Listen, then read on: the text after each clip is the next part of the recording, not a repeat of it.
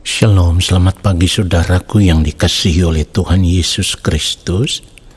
Mari siapkan hati kita untuk masuk di dalam doa syukur pagi ini. Biarlah doa pagi hari ini boleh menjadi berkat bagi kita semua.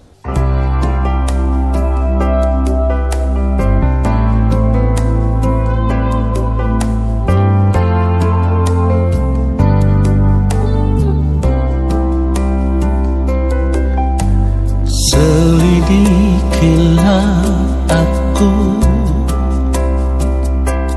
ya Allah, dan kenallah hatiku, ujilah aku dan kenallah pikiran-pikiranku.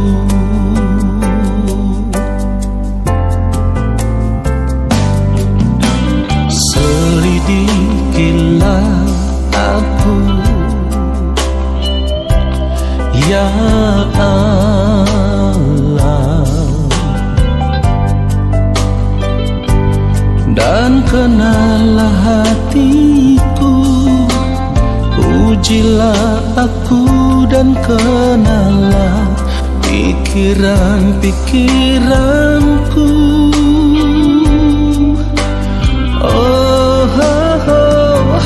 Lihatlah apakah jalanku seru, dan tuntunlah aku di jalan yang kekal. Lihatlah apakah jalanku seru, dan tuntunlah aku di jalan yang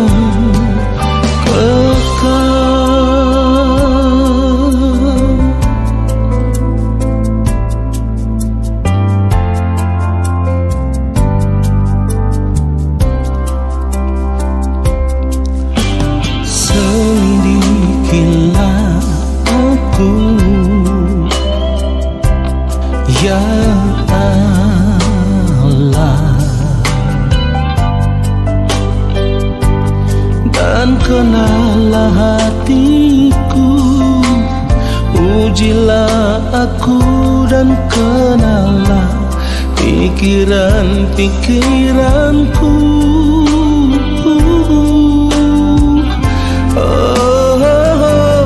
Lihatlah apakah jalanku seru, dan tuntunlah aku di jalan yang kekal. Lihatlah apakah jalanku seru, dan tuntunlah aku di jalan yang kekal.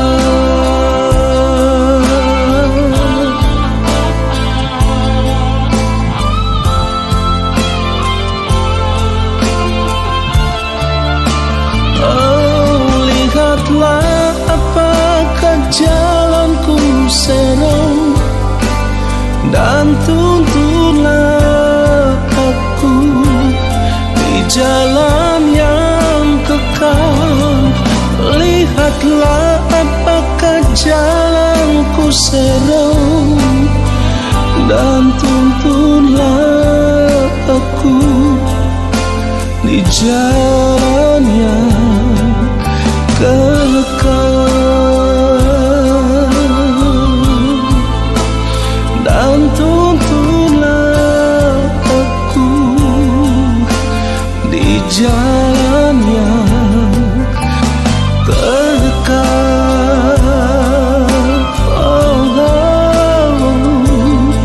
Dan tuntunlah aku di jalan yang kekal.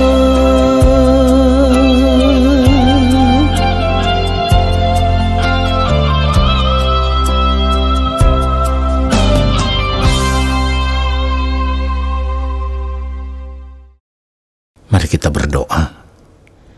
Bapa yang Maha Kudus, Allah yang Maha Mulia, saat ini kami kembali ada di hadapan Bapa. Kami mau semakin tenggelam di dalam hadirat-Mu. Kami datang membawa ucapan syukur kami karena kasih setia yang Engkau nyatakan dalam kehidupan kami, ya Allah. Engkau jagai, Engkau pelihara hidup kami begitu sempurna, sehingga sampai saat ini kami tetap ada sebagaimana kami ada dengan tidak kekurangan sesuatu apapun. Terima kasih Bapa yang Maha Kudus, kami merindukan firman-Mu, berbicaralah bagi kami. Ya Bapa, hamba-Mu ini hanyalah alat, pakailah hamba untuk menyampaikan kebenaran firman-Mu seperti yang Engkau kehendaki, supaya kebenaran firman-Mu inilah yang memberkati setiap kami. Di dalam nama Tuhan Yesus Kristus, kami sambut firman Tuhan saat ini. Amin. Saudaraku yang dikasihi oleh Tuhan Yesus Kristus, pernahkah kita duduk diam lalu kita merenungkan dengan serius begitu besarnya kasih setia Tuhan yang dinyatakan atas kehidupan kita? Sebab kalau kita mau merenungkan begitu besarnya kasih Tuhan yang dinyatakan atas kehidupan kita, seharusnya kita gentar di hadapan Tuhan. Kenapa? Karena kasih Allah Bapa di surga yang dinyatakan atas kehidupan kita lewat pengorbanan yang mulia Tuhan Yesus Kristus, bukan saja supaya kita bisa kembali menjadi anak-anak Allah, tetapi lebih daripada itu, saudaraku, Allah Bapa di sorga tidak ingin melihat kita mengalami penderitaan di kekekalan, di mana oleh karena dosa kita harus terbuang ke dalam kebinasaan kekal dalam api neraka. Saudaraku, kalau kita mau merenungkan akan hal ini dengan serius, saya katakan tadi, seharusnya kita gentar di hadapan Tuhan, merenungkan akan kasih Allah atas kehidupan kita. Seharusnya kita serius memperkarakan akan hal ini, saudaraku.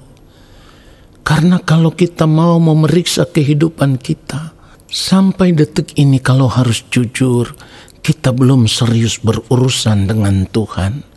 Banyak di antara kita atau banyak orang percaya yang mau berurusan dengan Tuhan saat ini hanya untuk persoalan-persoalan makan, minum, dan pakai.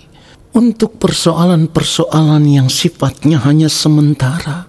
Persoalan-persoalan yang fana. Persoalan-persoalan yang tidak bernilai kekal.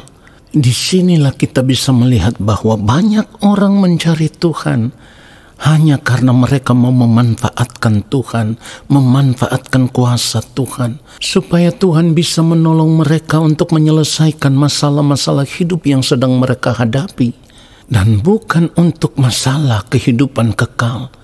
Kalau kita hidup sebagai orang percaya, kita memiliki cara hidup yang demikian, itu artinya kita sama sekali tidak menghargai kasih Allah yang dinyatakan atas kehidupan kita. Karena kalau orang percaya yang menyadari bahwa kasih Allah yang dinyatakan itu supaya kita bisa memperoleh kehidupan yang kekal, maka untuk persoalan makan, minum, dan pakai seharusnya itu bukan masalah yang besar. Karena kalau untuk hukuman kekal, Allah Bapa di sorga mau menyelamatkan kita lewat pengorbanan Tuhan Yesus Kristus. Apalah artinya kalau hanya untuk persoalan makan, minum, dan pakai, saudaraku? Ini yang harus kita sadari.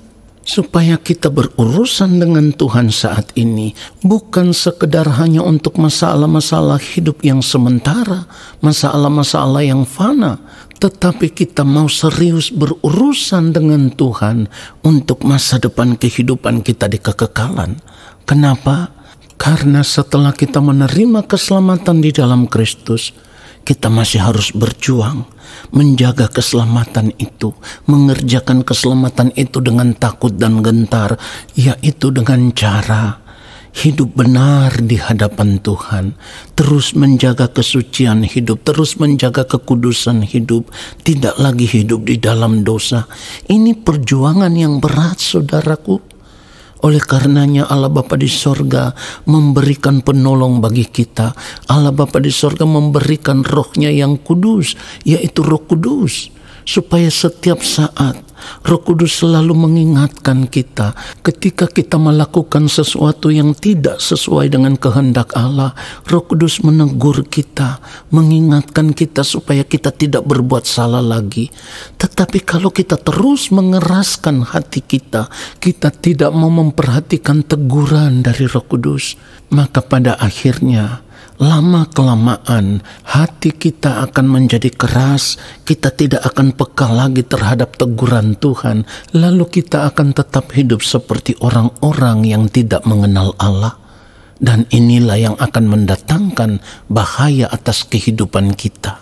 Saudaraku, kita harus ingat, benar Tuhan itu panjang sabar dan besar kuasa. Kasih setianya terus dinyatakan atas kehidupan kita. Tetapi kita juga harus sadar bahwa Tuhan sekali-kali tidak akan membiarkan atau membebaskan orang yang berdosa dari hukuman. Firman Tuhan katakan Tuhan itu panjang sabar dan besar kuasa, tetapi Ia tidak sekali-kali membebaskan dari hukuman orang yang bersalah. Perhatikan itu. Jadi ini yang harus kita perkarakan dengan serius, lebih daripada persoalan hidup apapun, saudaraku. Karena ini menyangkut keselamatan kekal kita. Kalau kita tahu di dalam Kristus kita sudah diselamatkan, maka kita harus menjaga keselamatan itu. Jangan sia-siakan keselamatan itu dengan cara hidup kita yang tidak patut, yang tidak berkenan di hadapan Allah Bapa di sorga. Firman Tuhan katakan di dalam Ibrani 2 kalau kita membaca mulai ayat 1. Karena itu harus lebih teliti kita memperhatikan apa yang telah kita dengar, supaya kita jangan hanyut di bawah arus.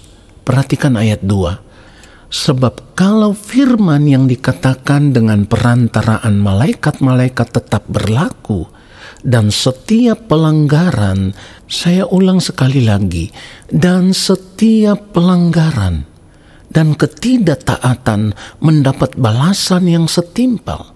Ayat 3, bagaimanakah kita akan luput jikalau kita menyia-nyiakan keselamatan yang sebesar itu, yang mula-mula diberitakan oleh Tuhan dan oleh mereka yang telah mendengarnya kepada kita dengan cara yang dapat dipercayai.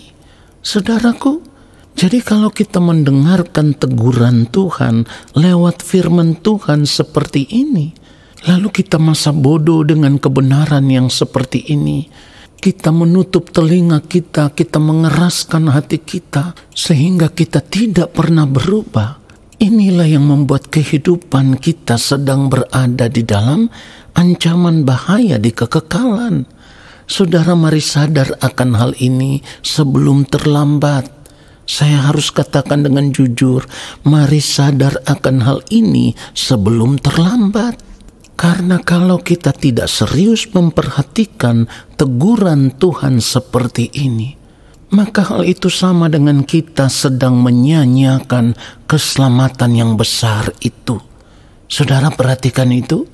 Firman Tuhan katakan, bagaimanakah kita akan luput jika kita menyia-nyiakan keselamatan yang sebesar itu.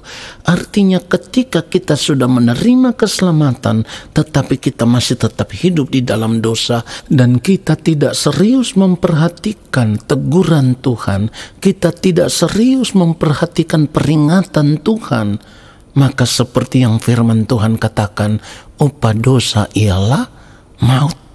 Artinya, ketika kita berada di balik kematian, kehidupan kita ditemukan tidak benar-benar berkenan di hadapan Allah, maka Allah akan menolak kita. Inilah yang firman Tuhan maksudkan, upah dosa ialah maut.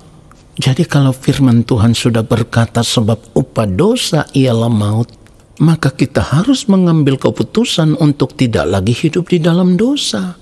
Sebab kita sudah menerima keselamatan, sudah menerima kasih karunia Allah. Saya baca sekali lagi firman Tuhan ini, Roma 6 ayat 23, sebab upah dosa ialah maut, tetapi karunia Allah ialah hidup yang kekal dalam Kristus Yesus Tuhan kita.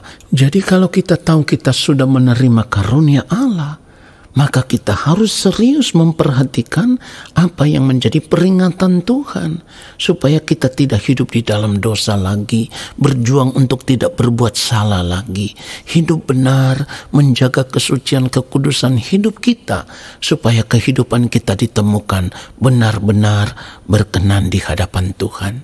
Biarlah firman Tuhan ini menyadarkan kita, supaya di balik kematian nanti kita akan menuai hidup yang kekal dan bukan menuai kebinasaan kekal. Tuhan Yesus memberkati kita semua. Amin. Saudara, mari kita berdoa dan kita akan menerima berkat Tuhan.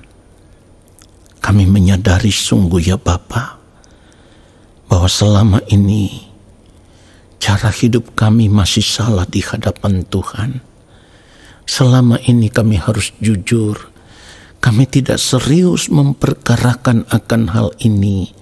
Kami tidak serius mau sungguh-sungguh memperhatikan teguran Tuhan, memperhatikan peringatan Tuhan. Kami tidak serius, kami tidak mau sungguh-sungguh mengerjakan keselamatan yang sudah Engkau berikan kepada kami dengan takut dan gentar. Ampuni kami ya Bapa, maafkanlah kami. Apapun yang kami buat salah di hadapan Bapa, kami mohon pengampunan-Mu ya Allah, supaya saat ini hidup kami benar-benar ada dalam keadaan berkenan di hadapan-Mu, dan kami mau berjuang untuk melakukan apa yang menjadi peringatan Tuhan, apa yang menjadi perintah Tuhan, hidup dalam kesucian, hidup dalam kekudusan, supaya kehidupan kami boleh ditemukan berkenan di hadapan-Mu ya Allah. Terima kasih untuk firman-Mu yang sudah memberkati kami. Kami mengangkat tangan di hadapan Bapa. Kami percaya Engkau menurunkan tangan dan memberkati kami. Turunlah atas kehidupan kami segala berkat kasih karunia daripada Allah Bapa di sorga.